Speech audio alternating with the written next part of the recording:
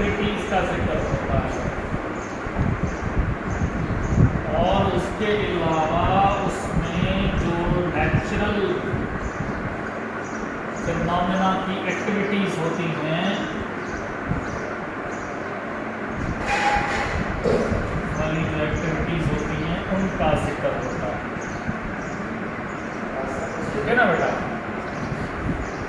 तो ये खास जो है 3 चीज़ें हैं जो हम सिंपल प्रेजेंट टेंस में डिस्कस करते हैं। हैबिचुअल मिसाल के तौर पर कौन सी वाली? हैबिचुअल का मतलब है मिसाल के तौर पर ही always sleeps in the class, ठीक है ना। तो ये एक किस्म की उनकी हैबिट को शो कर रहा है, he always sleeps in the class. उसके बाद routine activity, he gets up early in the morning. अब ये रूटीन एक्टिविटी है जिसको ये जाहिर करता है। फिर नेचुरल फिनोमेना जो होते हैं उनकी एक्टिविटी, मिसाल के तौर पर the sun rises in the east, ठीक है।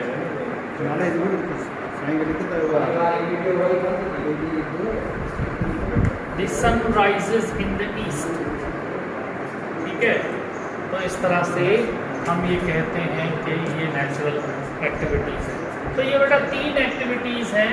इसमें याद रखिएगा कि इसमें जो गवर्निंग मेन वर्ड है वो आपका वर्ब होता है। ये जो वर्ब होता है वो मेन आपका वर्ड होता है पूरे सेंटेंस में, और इसमें वो शख्स, वो चीज़ जो इसको परफॉर्म करती है उसको हम सब्जेक्ट कहते हैं। तो याद रखिएगा कि सबसे पहले सब्जेक्ट और फिर वर्ब होता है।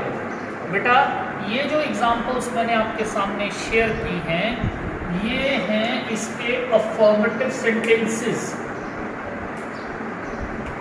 अफर्मेटिव सेंटेंसेस यानी इसमें इन सेंटेंसेस में ना तो इनकार पाया जाता है ना सवाल पाया जाता है, इस वजह से इनको कहा जाता है कि ये अफर्मेटिव सेंटेंसेस हैं। अगर हम इसी टेंस को यूज करते हुए नेगेटिव सेंटेंसेस फॉर्म करें तो वो किस तरह से फॉर्म करेंगे?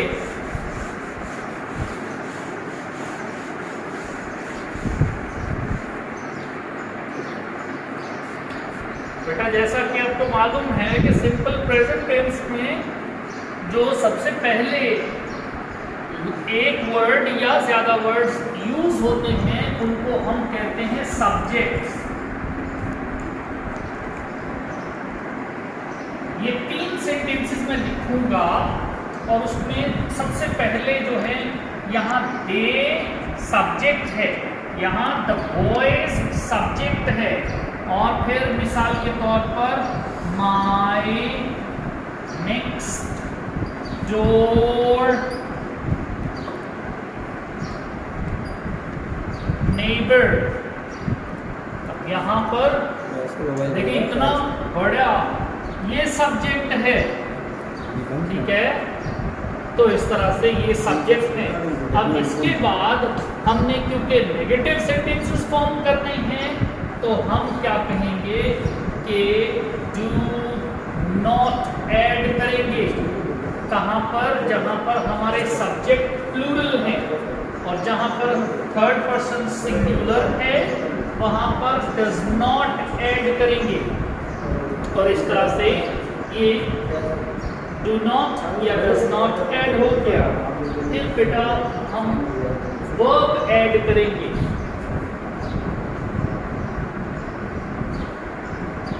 स्टडी, अटेंड,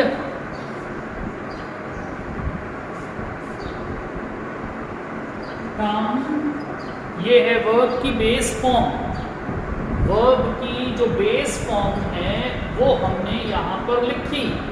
इस तरह से आप देखें कि टेक्निकली स्पीकिंग हमारा सेंटेंस जो है वो उसका मेजर पार्ट यहाँ तक खत्म हुआ। They do not study, the boys do not attend, my next door neighbor does not come। अब आगे ऑब्जेक्ट को आप ऐड करते हैं और अपने सेंटेंस को जो है उसकी एंडिंग करते हैं, उसको कंप्लीट करते हैं। They do not study well, for example, the boys do not attend their classes regularly, my next door neighbor does not come to see me। तो बेटा इस तरह से आप देखें कि किस तरह से सब्जेक्ट और वर्ब के बीच में हमने डू नॉट और डज नॉट को ऐड किया, तो उसकी वजह से अब क्या हुआ कि सेंटेंसेस जो हैं वो नेगेटिव फॉर्म हो गए। अब इसी को अगर हम क्वेश्चन फॉर्मेट में लेकर जाते हैं, यानी इंटरोगेटिव सेंटेंसेस लिखते हैं, तो फिर क्या करना पड़ेगा बेटा? जाहिर है नॉट तो लिखा नहीं जाएगा उसमें कि वो नेगेटिव नहीं है, नेगेटिव नहीं है तो नॉट तो लिखा नहीं जाएगा। यही डू और डज जो हमने यूज किए हैं उनको हम सब्जेक्ट से पहले यूज कर लेंगे और एंड पर जाकर क्वेश्चन मार्क ऐड कर देंगे। अगेन 3 एग्जांपल्स आपके सामने लिखता हूं, ये मिक्स करते हैं, यहां डू लिखते हैं, यहां डज लिखते हैं, फिर यहां डू लिखते हैं। अब यहां डू क्यों है? क्योंकि हम वो सब्जेक्ट देने का इरादा रखते हैं जो थर्ड पर्सन सिंगुलर नहीं है। यानी मिसाल के तौर पर हम कहते हैं द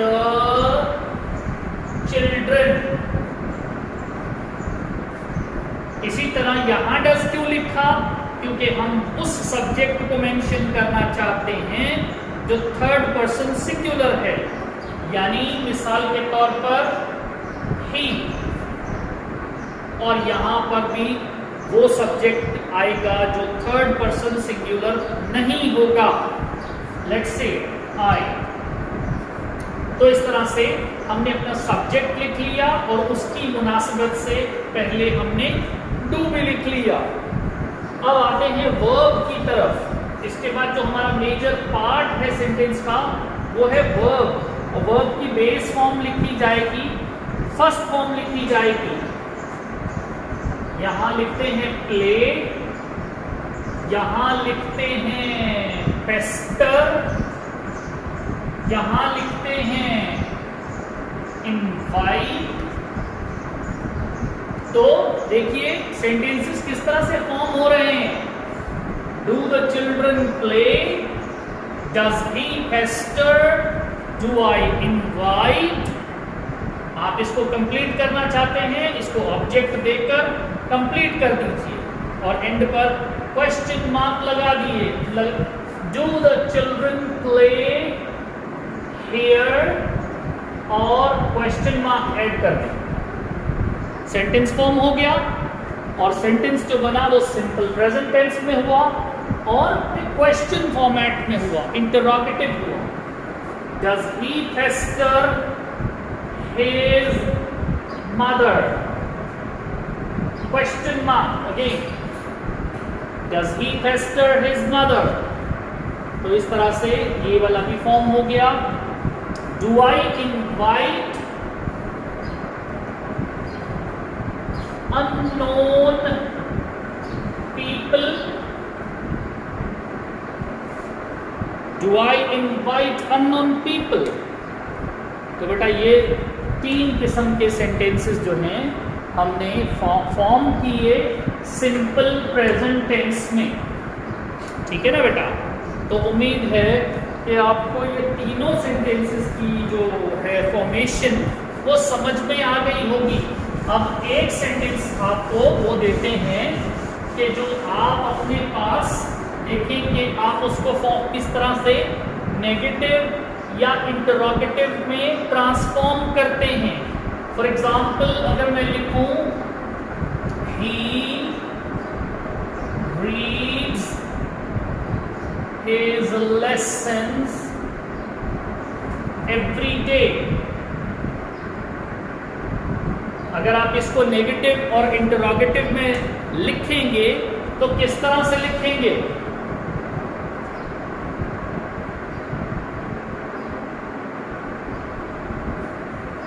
जी, तो बेटा इसमें आप करेंगे ये कि आप इस वर्ब के साथ जो आपका एस है इसको करेंगे रिमूव, और इस वर्ब और सब्जेक्ट के बीच में जो जगह है यहां पर ऐड करेंगे डज नॉट, और ये आपका पूरा सेंटेंस जो है वो अफर्मेटिव से नेगेटिव में ट्रांसफॉर्म हो गया। He does not read his lessons every day। और बिल्कुल इसी तरह से अगर आप इसको क्वेश्चन फॉर्मेट में लेकर आएंगे, इसको इंटरोगेटिव बनाना चाहते हैं, तो यही जो डज है इसको सब्जेक्ट से पहले लिखें, फिर आपका जो सब्जेक्ट है उसको लिखें, और नॉट तो यहां होगा नहीं क्योंकि ये नेगेटिव नहीं है। वर्ब की वही बेस फॉर्म लिखें, his lessons every day, और क्वेश्चन लगा दें मार्क क्योंकि ये इंटरोगेटिव सेंटेंस है। तो इस तरह से बेटा ये फॉर्म हो गया। अब बेटा आपको एक नेगेटिव सेंटेंस देता हूं, आपने उसको ट्रांसफॉर्म करना है अफर्मेटिव और इंटरोगेटिव में। मिसाल के तौर पर the boy does not follow my instructions. ये है negative sentence, the boy does not follow my instructions. तो बेटा इसको जब आप चेंज करेंगे अफर्मेटिव में तो कौन सी चेंजेस करेंगे? जी, सबसे पहली चेंज ये होगी कि ये जो दो अल्फाज हैं हेल्पिंग वर्ब की सूरत में, डज नॉट, इनको रिमूव कर दीजिएगा। और सेकंड चेंज आपने ये करना है कि क्योंकि आपका सब्जेक्ट थर्ड पर्सन सिंगुलर है, इसलिए वर्ब के साथ एस ऐड कर देना है, और ये सेंटेंस आपका अफर्मेटिव सेंटेंस हो गया। The boy follows my instructions. Question करना है, इंटरोगेटिव करना है, तो द बॉय क्योंकि थर्ड पर्सन सिंगुलर है इसलिए वर्ड होगा डज पहले, और उसके बाद आप अपना सब्जेक्ट प्लेस करें द बॉय। अब ये एस वाला फॉलोज नहीं लिखा जाएगा, सिर्फ लिखा जाएगा फॉलो। इसकी वजह ये है कि जब आप अपने सेंटेंस में डज इस्तेमाल करते हैं, चाहे वो नेगेटिव करते हुए करें या इंटरोगेटिव करें, वर्ब के साथ एस नहीं होता।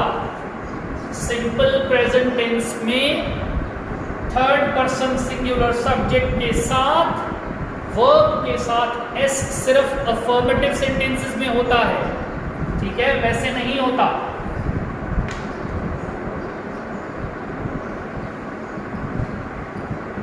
तो इस तरह से बेटा ये है आपका सिंपल प्रेजेंट टेंस जो है उसकी प्रेजेंटेशन।